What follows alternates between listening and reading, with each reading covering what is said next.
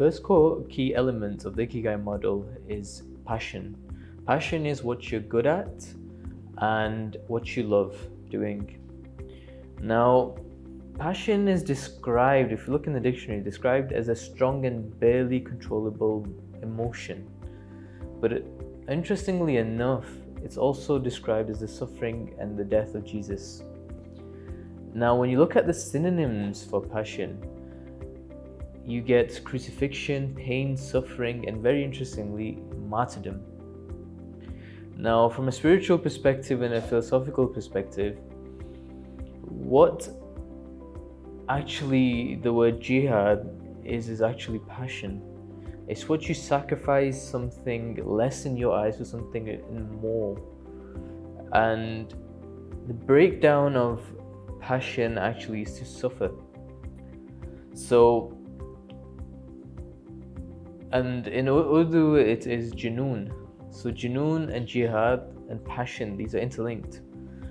Now, questions that you need to ask to unlock and unravel your passion is, what do you keep on doing even though you find it challenging? Now, examples of this, there are loads of examples. For example, do you keep watching a football match despite your wife and your children crying? Do you sacrifice all that for the sake of the 90 minutes that you need to watch a football match? Because if you do, then that means that is your passion. Or perhaps you want to go and play a certain sport or go watch a certain movie. For you, that is your passion. You're sacrificing other things that you consider to be less important for what you consider to be more important. And what is it that you keep on doing easily whilst others find it difficult, right? The example that I often give to parents who try to work out what their child's passion is or what do they excel in, it's like scratching a surface. When you scratch a surface, applying the same amount of pressure, there'll be one or two elements perhaps that will dig more deeply. Now, the one that digs the deepest when applied the same pressure is what you're passionate about. It's what your actual purpose is. It's linked to your purpose. So the other thing is, where there is a will, there is a way. So passionate people will realize that they will put everything aside and they will make it happen. And going back and reflecting on your life about occasions where you basically prioritized certain things above others and you keep on doing that, so there's a pattern. That is one way of working out your passion. Now, how about motivation? Now, motivation, there's an amazing book by Brendan Burchard called The Motivation Manifesto. In that book, he mentions ultimately that freedom is what we're all seeking. Freedom is what we're all seeking. Freedom of the soul, living with passion, be who you want to be, do what you want to do, living how you want to live in accordance with your purpose. And clarity. So basically, what's the science behind motivation is what I want to share with you now. So I shared a bit of history, philosophy, and spirituality on passion, but what's the science behind motivation? Motivation is basically what gives you energy, what gives you drive. Now, clarity, flow, growth, focus, confidence, truth, action, these are things that will generate energy within you. These are things that you unlock through self-awareness and reflection. You'll have drive and you'll have increased energy and passion and purpose. These are all things that will increase your energy. At zero, you have silence and stillness. Now, on the other end of the spectrum, if you want to look at -1, so 1 is you are on passion and purpose. The other thing is -1, you're on hopelessness and despondency. This leads to paralysis and low energy. Negative thoughts, falsehood, insecurity, distractions, confusions, uncertainty, doubts, despondency, these are all things that will lower your energy. The more clarity you have, the more energy you'll have.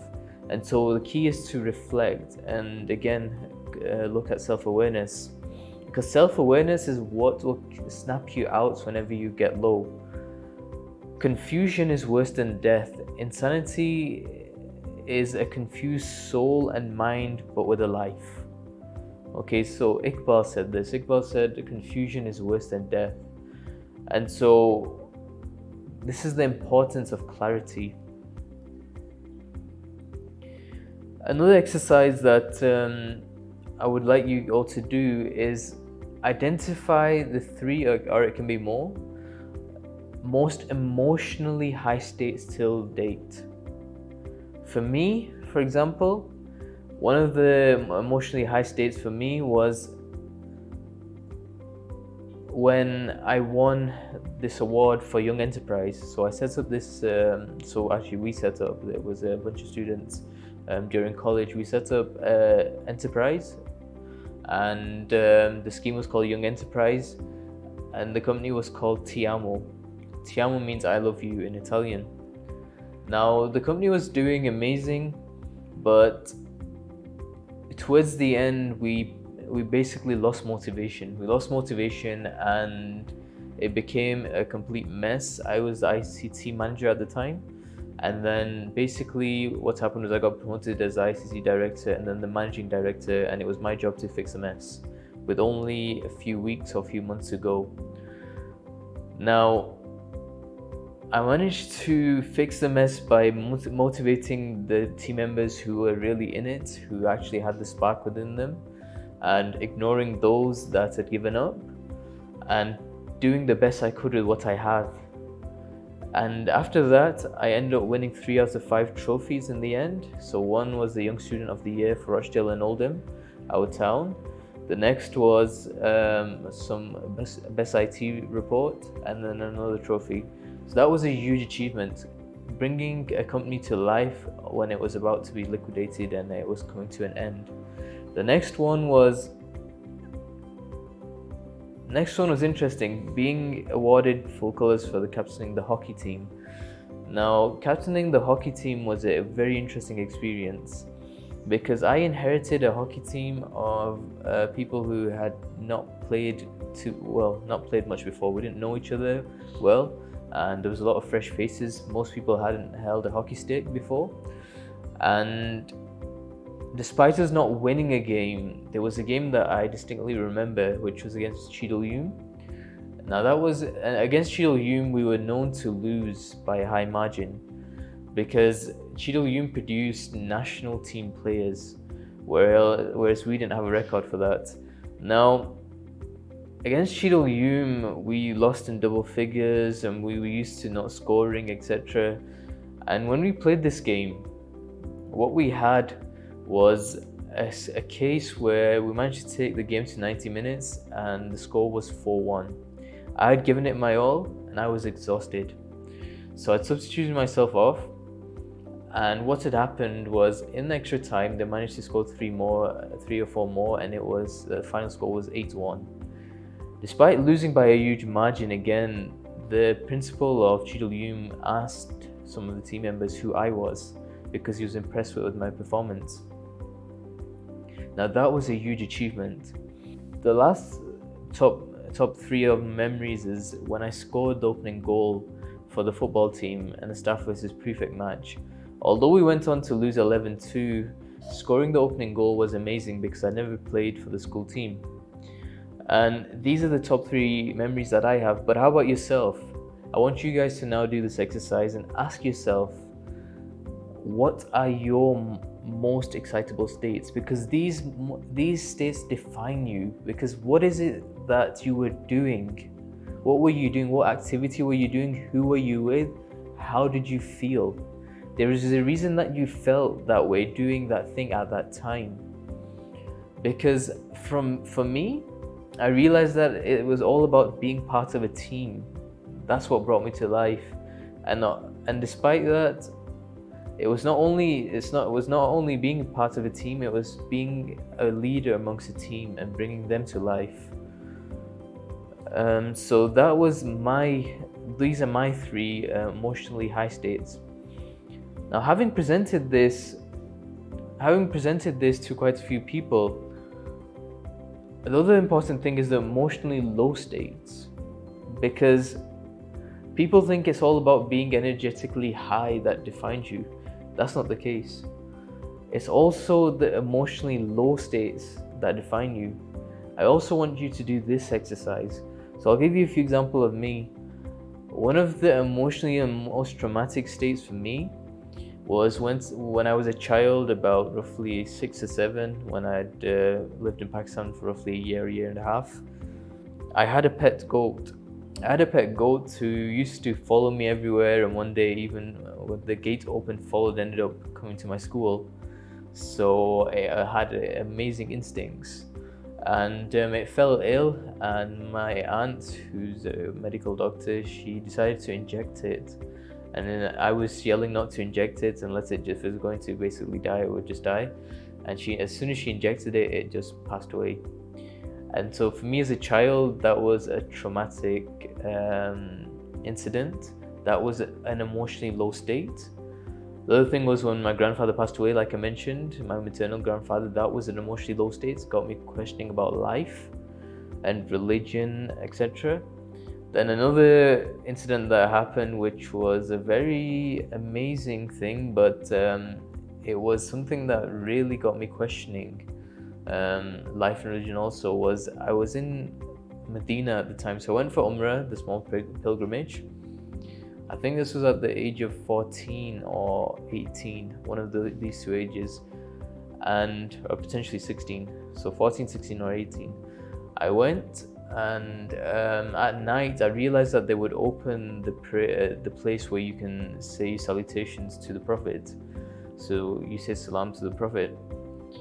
And when I went there at 2 a.m. in the morning, and this usually never happens, I've not heard of this happen before, I was literally stood in front of where you pay your salutations, and nobody was there. It was just literally me for about 15-20 minutes, and I was just crying. I was in tears, and I was just basically wondering what has happened to this amazing religion or way of life, this deen, and where are the Muslims? What are we doing? Where are we going? And that was when I decided that I was going to keep a beard at that point.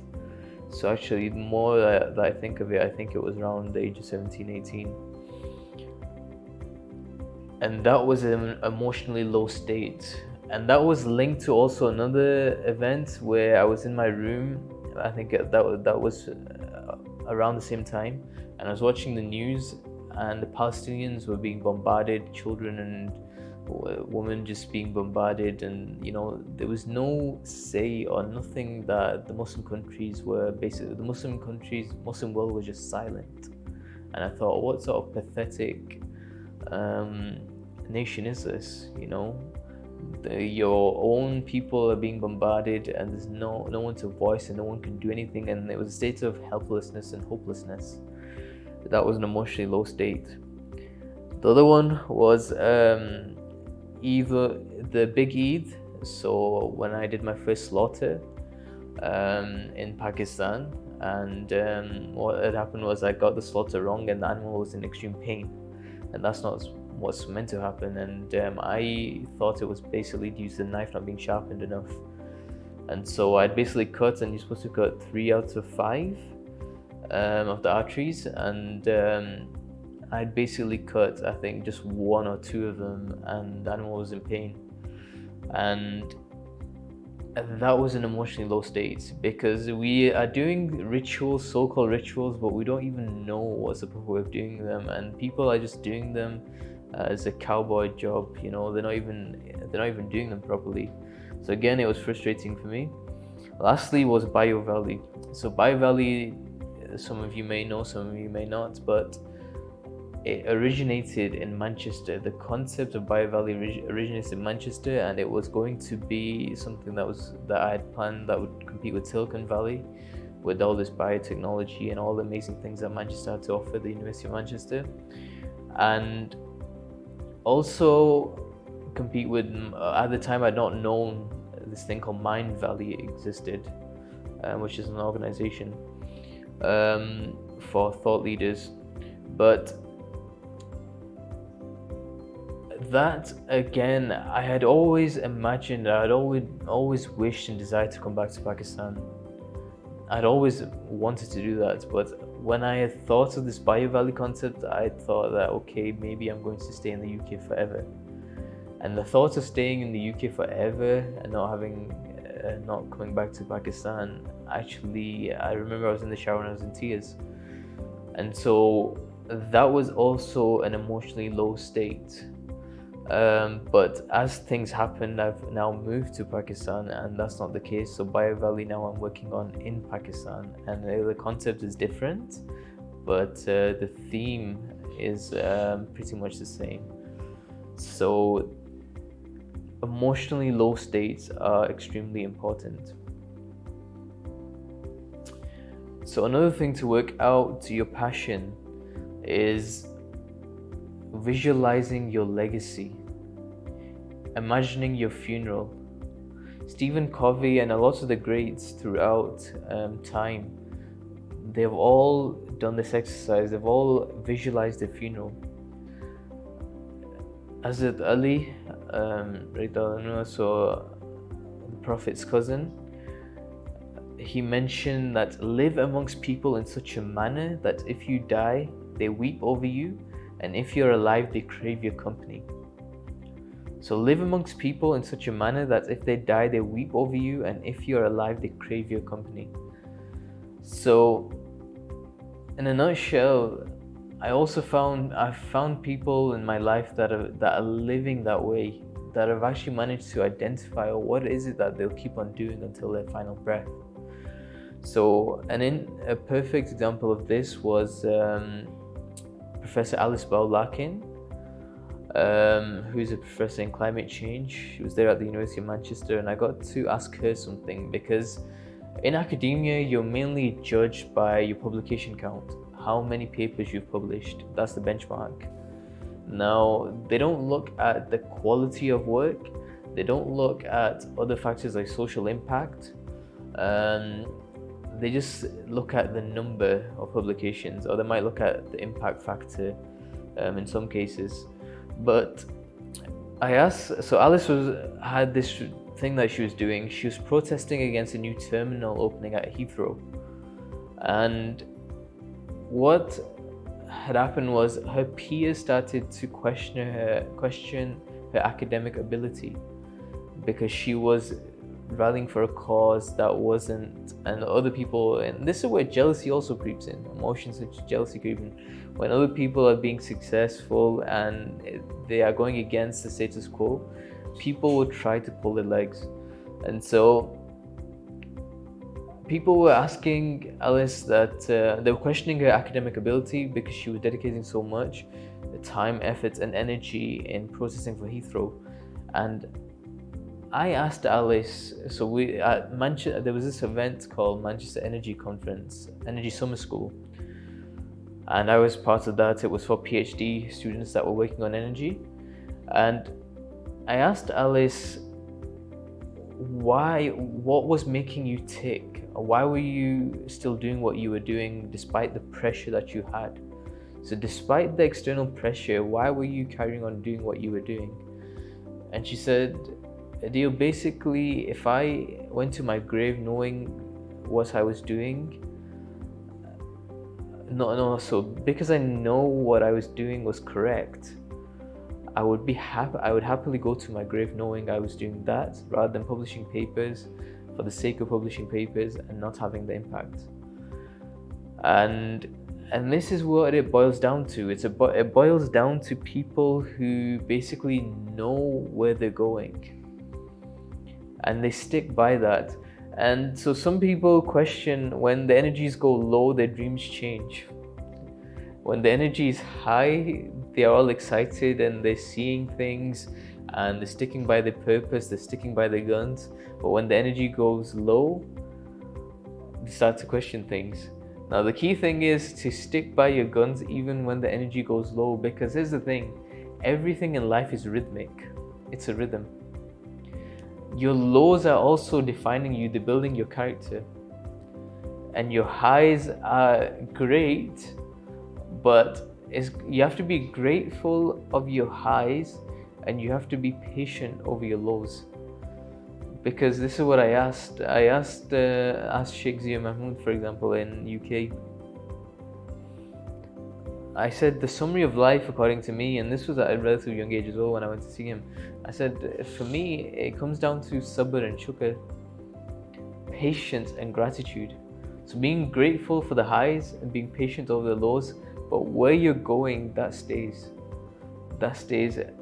And so some people are probably questioning me talking about my entrepreneurship journey and where I am going with my trajectory.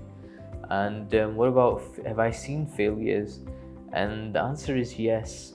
So like you can see, at Young Enterprise, so at Young Enterprise I was 16 in 2007. Role was I became the managing director, ICC director, and I achieved Young Student of the Year, Rochdale and Oldham.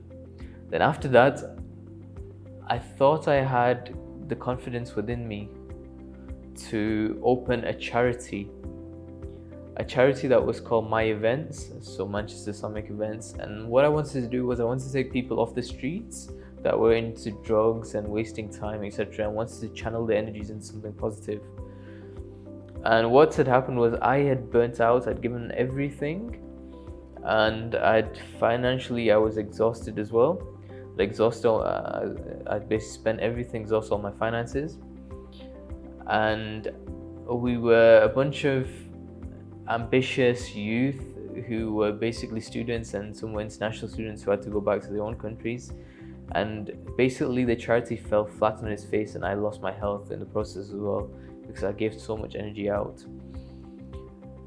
Now, that was a low point in 2011. I was 20 at the time.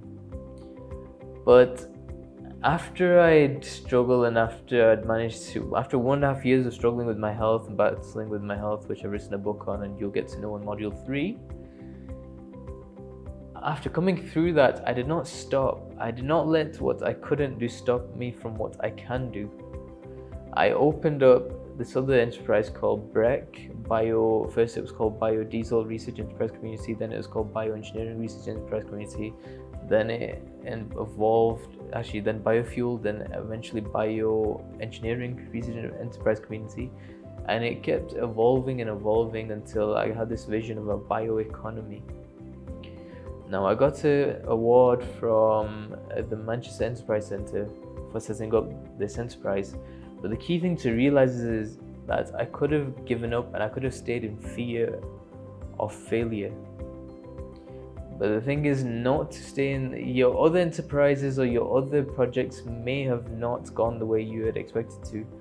But the key thing is to carry on, because everything has an activation energy. You have to keep pushing until the activation energy is reached, and then things will manifest. And the bigger your dream, the bigger your desire, and this is something I mentioned in the last session, the more energy you'll have to give out. And so the two spin-out companies from BREC was, so after I'd left the university, the two spin-out companies was Bioeconomy Consultancy and the Academy of Champions. So now and that was in 2015. Now we're in 2019. And still I am giving energy to both of the enterprises. Still the enterprises are running. And the key thing is, this is where and how you make sustainable enterprises. How can you make sustainable enterprises where basically you cannot fail? How can you make unfallible enterprises is the key question. So the key to make enterprises infallible, not fail, is to deep down go to your core values. Deep down, look at your core values. What do you stand for? What do you represent? Because if you do not know your core values, then what will happen is you'll be a slave or a servant to somebody else's core values. And when your core values do not align, you will not get flow. So for example, for me, it's Bioeconomy Consultancy. The core values are freedom, sustainability, truth, and wisdom. Now, these are the core values that I'm willing to die on. So this is why bioeconomy consultancy will remain as long as these core value remains. So the brand is just inculcating the core values. The Academy of Champions, the core values are love, unity, tolerance, peace, justice, gratitude, and patience. Now, as long as these values are there, then the Academy of Champions will be alive. So as long as I'm breathing, I'm ticking, I know my core values. And as long as those core values are alive, the brands are alive. So although I'm a chemical engineer, scientific researcher, social entrepreneur, life coach, and a holistic naturopath, the point is I've created these organizations to represent my key core values. And so this is an exercise that I want you guys to do. I want you guys to spare a few minutes, but you can pause the video and spare a few minutes to write down your core values. So Vision from Mind Valley also does this. He says his is unity, uniting humanity. So he said that he could compromise on anything, but if he compromised on unity, that would not be him. That would not be Mind Valley. And to end, passion is, I'm going to share something what Rumi said. Rumi said, start a huge foolish project like Noah. It makes absolutely no difference what people think of you. Okay, so when you start a huge foolish project, here's the thing, here's what they all say. So Elon Musk and Vision and Bill Gates, etc., they say that you won't know how and you won't know when. You need to focus on the what you need to do and why you're doing it. And your why, as we'll come on to, is what will define most of the stuff that you do.